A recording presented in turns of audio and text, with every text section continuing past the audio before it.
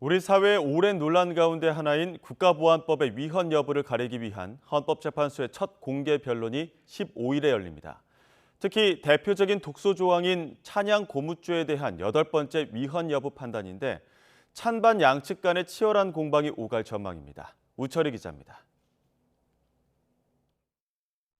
국가보안법 제7조 찬양 고무죄는 국보법 여러 조항 중에서도 대표적인 독소 조항으로 꼽힙니다. 반국가단체를 찬양, 고무 동조하거나 이적 표현물을 제작, 소지하는 경우 7년 이하의 징역에 처하도록 규정하고 있습니다. 북한과 휴전 중인 엄연한 현실이 존재하지만 유신과 군부 독재 시절 숱한 민주화 투사들이 억울하게 옥살이한 조항이기 때문입니다. 헌법재판소는 지난 2017년부터 청구된 국보법 제7조 관련 사건 11건을 병합해 위헌 여부를 따지기 위한 심리를 5년 넘게 벌여왔습니다. 그리고 오는 15일 위헌을 주장하는 청구인 측과 이해관계인인 법무부 등 전문가와 각계 의견을 듣는 공개 변론을 엽니다. 청구인 측은 헌법상 사상과 양심, 표현의 자유에 반하는 조항으로서 판단 기준도 다분히 주관적이라 정권 비판을 탄압하는 데 악용될 수 있다는 입장입니다. 또 유엔 자유권규약위원회와 국제 앰네스티 등 여러 국제 인권단체들도 찬양 고무죄를 비롯한 국보법 폐지를 적극 권고하고 있다는 점 또한 근거로 들고 있습니다.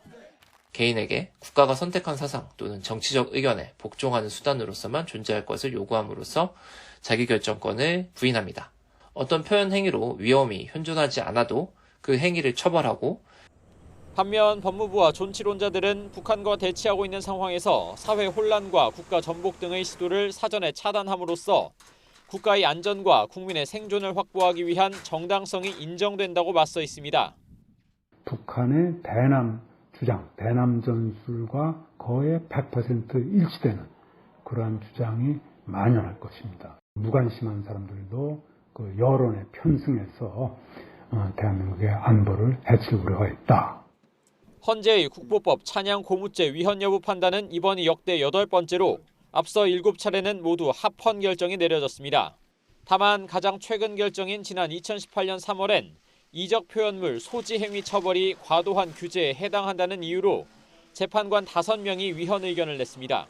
이후 헌재 재판관들의 진보 색채가 지금은 더 강해졌고 그간의 입장 등을 살펴볼 때 더 많은 재판관이 위헌 의견을 낼 것이란 관측까지 나오고 있습니다.